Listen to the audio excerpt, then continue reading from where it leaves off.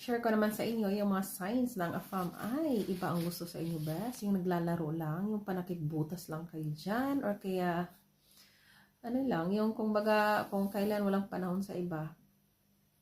Kaya, saka na magkaroon ng time sa'yo. Yun yung mga AFAM na hindi seryoso sa inyo. Yung walang respeto, kung ano-anong pinagsasabi, sinasaktan ka, walang pakialam sa naramdaman mo, yung walang concern, ganon.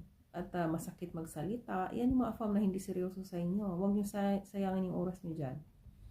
Yung AFAM na matagal na kayo, wala ka pa rin maisip kung kayo ba or hindi, may gusto ba sa'yo o wala. Wasting your time yung mga ganyan, best. Yung hindi mo alam kung ano ba tong AFAM na to, walang plano, or kaya walang tiwala sa sarili niya, hindi alam ang gusto. Mainitin ang ulo, my God, yung mga ganyan, Diyos ko. Iwas-iwasan yung mga ganyang AFAM, best. Iwasan